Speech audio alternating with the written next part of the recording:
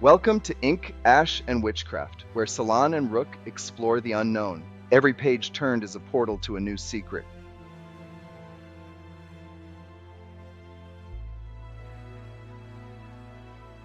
Salann and Rook are ready to delve into the magical archives. What secrets will the encyclopedia reveal today?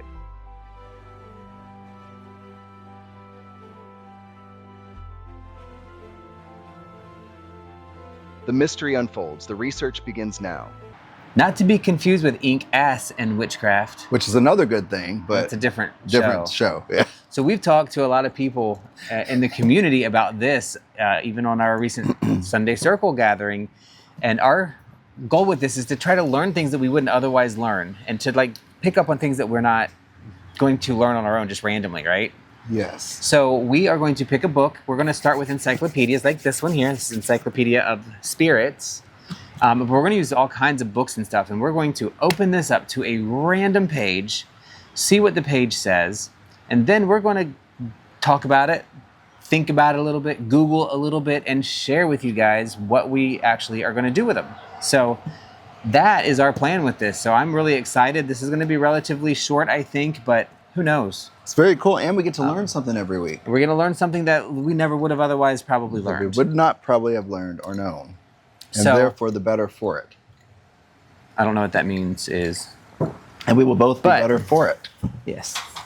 I am going to, y'all just have to deal with our crappy, quality and shit, because we might edit some stuff, but we're not professionals. We don't want to be professionals. We're having fun, man. Claim to be professionals. I'm going to move my hat back so that nobody takes me seriously. We're in a beautiful collar bar today. In Naples. Naples at the Roast and Rush Society. Naples, not Italy. Very nice. And we did go to another one which shall not be named because we shall not return. Because they shall be closed. And they shall update on their Facebook when they're not open. They shall and should and shan. But they didn't. And they shanted. We won't. And they shanted. So we shitted out of there. So we shitted out of there and we shat on them. So we're probably going to use the same book for a while because, we have encyclopedias. So we're going to start with this encyclopedia. So I'm really excited. I know another book we can use. We have a lot of really good books. The Magic of the God and Goddesses. We have that. The very first book I got from Deborah Kellerman. We have Encyclopedia of Spirits. We have Encyclopedia of, what's the other one? Spells. And there's something about, spirits and spells. And then there's and herbs or something in there's there. An Encyclopedia of Herbal Remedies and Folk Remedies, and there's all kinds of stuff. We're going to use all kinds of different books and stuff, and we're just randomly going to grab them, but we're going to focus on encyclopedias because there's so much stuff in it. So let's open up the encyclopedia and see what we're going to pick today. All right, random. You ready? What do we got? We need your little tarot thing to turn at the same time. Abracadabra, unana. Morganuna. See what we get. All right. We opened to Kephri. Kephri. K-H-E-P. H-R-I. H-R-I. Kephri. This is Kephri. It says Father of the Spirit. So I'm going to read this to get a little background on it. And we're going to talk about it. It's a long entry. Okay. But we're going to need to Google a little bit, and we're going to talk about it. Do you want me to do that now? Well, you can go ahead and write it in. K-H-E-P-H-R-I. Let's see. Also known as Kephra or Kephri. And it is of origin. Google. Of origin. It is of origin. It is of Egyptian origin. P-H-R-I. And if any of you know about this, so we're recording this, and we're still deciding whether this is a recorded show or this is going to be a live show. Probably recorded because it'll be a little easier.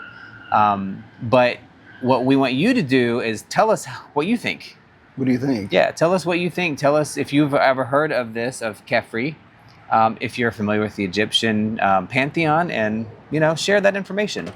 And then when we get home, we're going to do some additional research in the editing phase. When we start editing in some stuff, we'll put in some additional stuff that we find. Yes. And we might even go in Discord and ask you guys to send us stuff if you know it. So what the Encyclopedia of Spirits says about Kephri is that deities come in all forms. Kephri is a deity in the form of a dung beetle, which is common. That's interesting. I've not heard of that. It's common in Egyptian. The dung beetle is sacred. He's a spirit of life, resurrection, and the sun. He's invoked for spiritual protection, resurrection into the afterlife, and to keep the sun shining in the sky.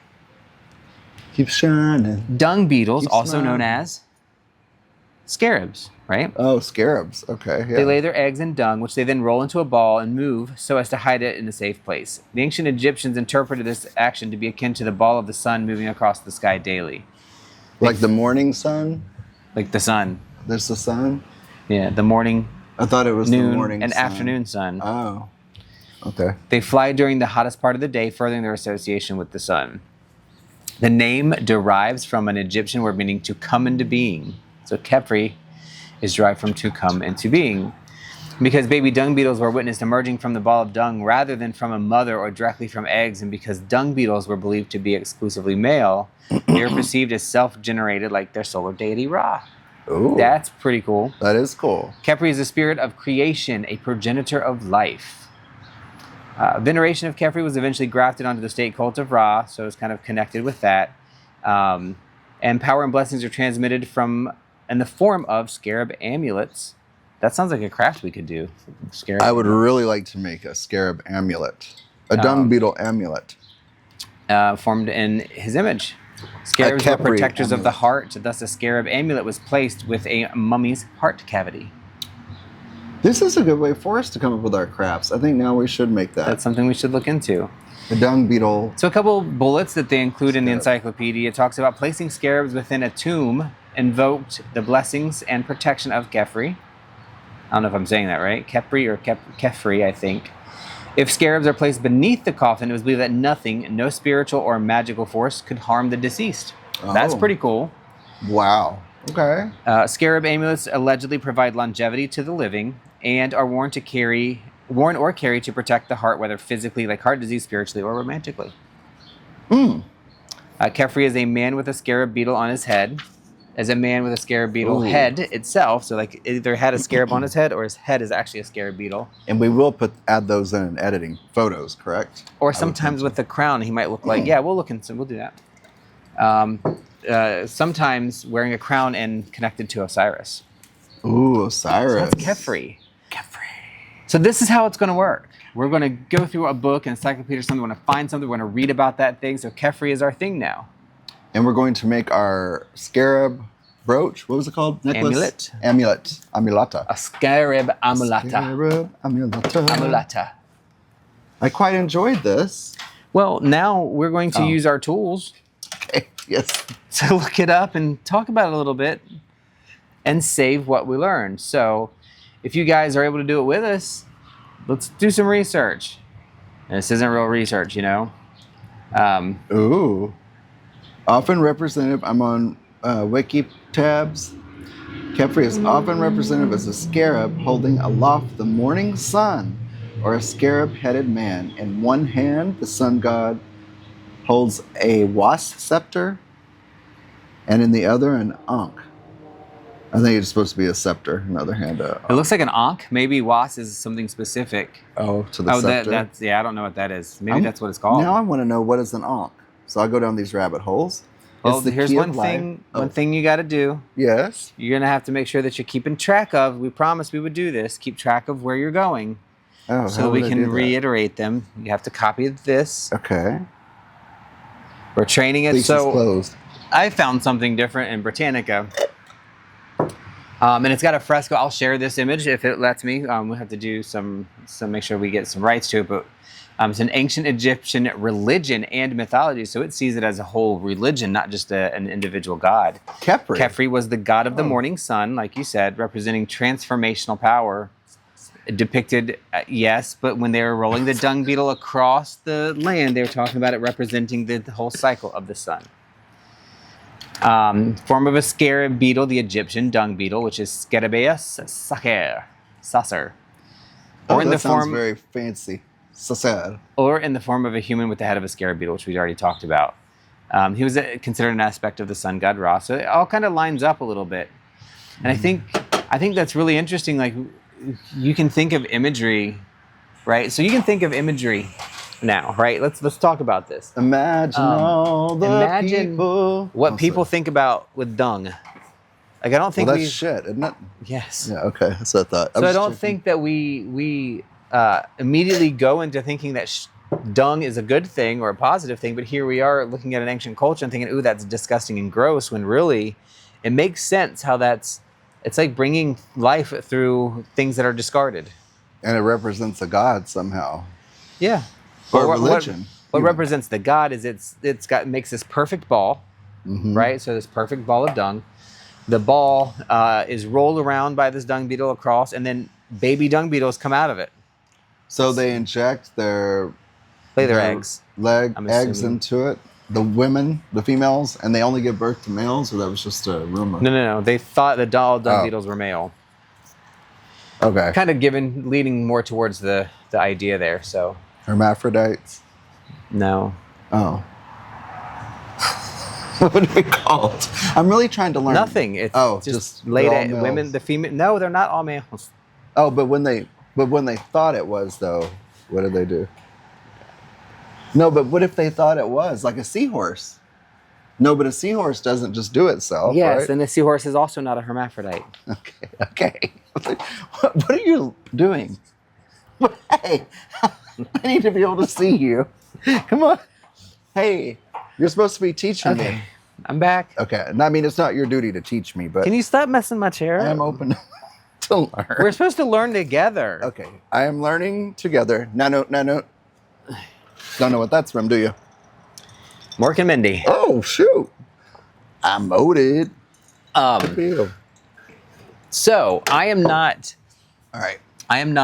well versed in the Egyptian pantheon or the Egyptian mythology. I enjoy it and I like it a lot. It doesn't necessarily call to me. But you studied it, one We did. aspect of it. And a lot. we talked a little bit about how the Egyptian, what do you call it? Like pantheon, to me might be one of the oldest pantheons. That would make good sense. I mean, And it's definitely oldest when it comes to what we have record of, and we can kind of talk about. So I think that's pretty interesting, and it makes me want to look into it more. I've never heard of this. I mean, obviously we know scarabs and dung beetles are really important. If you play video games, watch movies, any of that stuff with Egyptian mythology in it, you're going to see scarabs. You always do. We know that that's a symbol of Egyptian stuff. I really want to look a picture of the actual insect. Yeah, it's a really neat looking beetle. And there's like I don't know what movie it is, like, I don't know, Indiana Jones or something, where they have the scarab as like a central piece of it. The Mummy, scarabs are all over that movie. And you can buy jeweled scarabs, like ruby scarabs. I wonder where they really exist, like where they live, like now. Egypt. Only in Egypt. They don't. No, they're not only here. Egypt. They're all over. There's different species of them. I would like a amulet. Yeah. And so in the Encyclopedia Britannica, it talks about the beetle itself being thought to be an actual incarnation of the god Kephri. And then the amulets and charms are drawing his power, so they keep him close again to the heart, right? To kind of have them together. So yeah, this is all about Kephri. Kephri, and it was a god. It was a religion. There's some myths and folklore that say he rose from the primeval chaos, Nun, which whatever the hell that is. I don't know what Nun is. What is primeval? I know, y'all can call me stupid. I don't know Primeval what is that like word the means. original. And how do you say it? Primeval. Primeval. I was always wondering how to say that word. So in variation, it is Re in the form of Kephri who created the universe. By sexual union with his own shadow, Kephri then fathered the air god Shu and Shu's sister Tefnut, goddess of moisture, with whom the rest of the gods descended. Yeah, I'm an adult, so. I'm so sorry. You said tough nut. Tough nut. I was thinking of tough nuts. But it's My first thought was Teflon. Teflon. See? If you knock this over one more time, I'm going to knock you over. I didn't do that I'm going to time. edit you out of the video. I did not do it that time. Edit Do it. him It out won't of be the as video. fun. Yeah, but people can actually follow it. You love me. Religious almost 20 phenomena years. was pervasive. Yeah, let's get back to it. There is a lot in the, this is funny. So I was going to look up what an ankh is. look up what an ankh is and we'll show a picture of an All ankh. The Encyclopedia of Spirits had that very short part we did in the beginning, but the Encyclopedia Britannica has like page after page page of stuff. So that's going to be really interesting. And we'll, like I said, we'll link some of this stuff and we'll edit in some of the page view, All right. on it. So I've seen, come back there now, you little bitch. the only extent, so this is talking about Egyptian cult. No, not just reset my whole screen. I was know, just going to it's very say something. sensitive. Yeah, it's the phone thing. But Egyptian culture, a lot of it comes from descriptions of Egyptian culture from classic Greek and Roman writers. So what they saw and they observed and they put in. So it's very interesting how we have to perceive, or we can only perceive things through others and what others have written. It's kind of like how the Christians view, and the winners of wars are proven only through the writers of the victor. There's a phrase that I can't come up with that means that, where like, whoever writes the history is the person who controls what history you actually get to see. Oh, yeah, and they said scary. the Egyptians were very religious, which I think that, I don't know that I would call it religious. They were just very connected to whatever it was that drove them. They're very hot, if that's really how they look, like in movies and stuff. They're very sexy people. Not my style. Men's and the women's is. I will say there are some pretty hot Persian men. Oh, okay, I could go with that. Let me just say, that's not Egyptian, but it's kind of Middle East. Hey, cheers to Persian men and women. Mm-hmm. Oh, an Ankh. Yeah, so what is the Ankh? So I've seen these, and I think they're really neat looking. We've seen these, yeah. They have the little loop at the top. It's like a cross with a widening base, 2 widening arms, and then a loop instead of a straight up part, right? And we'll put some pictures in. And it's also Ankh, called the Key of Life. ANKH, or the Key of Life, is an ancient Egyptian hieroglyphic symbol used to represent the word for life, and by extension as a symbol of life itself. Wow. It has a T shape topped by a droplet-shaped loop. It was used in writing as a triliteral sign, representing a sequence of 3 consonants. Dot, dot, dot. I don't know how to say those. Where? These 3 consonants. Lines in and H. This sequence was found in several Egyptian words, including the terms for mirror, floral bouquet, and life. I can see that you're making faces. I wasn't making faces. I was saying something. The symbol then appeared in Egyptian art as a physical object representing either life or related life-giving substances such as air or water, commonly depicted in air the or hands, what? Water. Commonly depicted, I'm enunciating, in the hands of ancient Egyptian deities, sometimes being given to them by the pharaoh. Ooh, what's a pharaoh? It represents their power to sustain life and to revive human souls in the afterlife. And it was used as decorative motif. I think that's very neat. That's not, my hand of Fatima, that's not Egyptian, right? That's something else. I don't know. I don't know what that is. I don't know if that say it's Egyptian, but I think it's from similar related culture. I've always found Egyptian culture very interesting in myth, lore, and folklore, and trying to learn a bit about it, but it's never really drawn me specifically. But I like their connection of the animals and bringing the animals and the nature in so hardcore. Everything is about bringing those things in, and it's reverence for things. And I think having reverence for a shit beetle is pretty cool. That is pretty cool. Because it's part of the circle of life. Everything is natural, and things that are gross are natural. And literally, you can make something wonderful out of shit.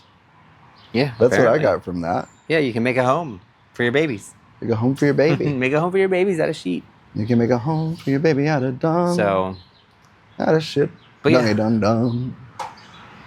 So, yeah, I think that's pretty interesting. I don't know how much further we go. If you guys know anything about Egyptian culture, Kephri. If you know anything about Kephri, share it. Let us know.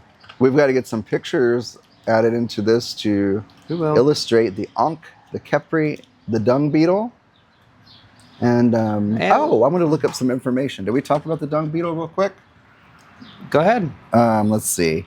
Just real quick. I think you covered a lot of it, but... Yeah, we did. We covered quite a bit. They feed on feces. All species of dung beetles belong to the superfamily Scaraboidea. Scaraboidea is what it looks like. Most of them to the Sub-Arianae and Aphrodinae of the family Scarabiidae, scarab beetles. Just scarab beetles. Scarab beetles. As most species of blank feed exclusively on feces, that subfamily is often dubbed true dung beetles. There are dung-feeding beetles, which belong to other families, such as the earth-boring dung beetle. Maybe bore means to go in. That's not what it means. They're boring. And this Fred, they're just very boring. They sit on the couch all day long and don't do anything. Oh, I love that. This species, this one alone comprises more than 5,000 species. Huh.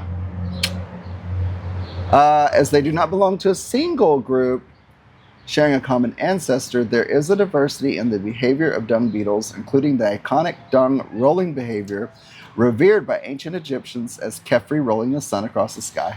Yeah. Cool. I really like that. I think that's a very neat. Yeah, I think that is very interesting. Yeah. I really like the idea of things that we might find objectionable and gross being utilized and worshipped and controlled. And as gross as it sounds, most animal feces have a significant amount of nutrition to them for other animals. That's how that's a big part of pollination. It's a big part of fertilization, right? That's how you make things land fertile. I think I'm just not getting it. They actually eat it? Yes. Oh, I thought they just put their babies in it. Oh, okay, sorry. I'm just now realizing that. I can't imagine. But maybe it's a sweeter kind of dung or something. But I'm sorry. But you were saying that a lot of species do that. No. You did. You said a lot of species eat crap. I did not say a lot of species eat crap. I said there's a lot of situations where animals' dung is nutritious and it fertilizes things like plants and seeds and fertilizes the land. That's where I was headed anyway. But that's okay. You have problems, and we all do. I have issues. You got them too. So I'll give all of mine to you. Are we ever going to be able to stay on topic? Yes. Probably not. Probably not. I'll just accept it. Okay. I love it. This is very enjoyable. For who? I'm glad that you had this idea. I'm very much so enjoying this. Mm-hmm. I should have kept it to myself like yours. Oh, and I did invite you to do mine. Yeah, how long after? Until I complained. Only when I complained. No, I thought about it, and I thought, No, you didn't. I really did, and I thought, well, I don't know if he would like that. Nope, didn't think about it. So I'm going to have you on a guest, and then I'm going to have you do one, and then I'm going to merge. Nope, not going to happen. Merge you with me. I don't want anything to do with it. Why? Is that really true? Yeah. All right. It's not for me. It's Wow. for you. You have your own thing. Now, anything else you want to share? So this topic, I don't think so. That was a good little learning session that I never would have thought of otherwise. Kephri is now in my head. Kephri. And I get a little bit of knowledge about Egyptian folklore and where the whole idea of the scarab beetle comes from. That is something I never would have thought or known that. But this is a lot of fun. I look forward to doing these. Yeah, we should. Yeah. All right, we all have fun. Thank you for checking out our new video series. Ink, Ashes, and Witchcraft. Ashes and Witchcraft. Not to be confused with Ink, Asses, and Witchcraft. That's our new Friday night show. No, it's not. No. Okay, we're done. So Wikipedia. Yeah. You're good. Sorry. I'm just trying to be quiet. No, you're No. fine. The chair. No, you're fine. We edit. This is the Look, more fun part. This is the fun and rough part. Look. When you guys record pagans.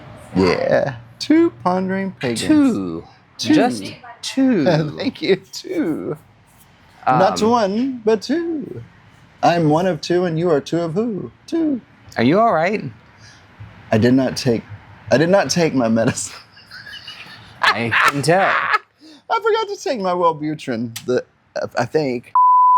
Recording. We just got to make Everything sure is that the light recording. doesn't change too much on there. So.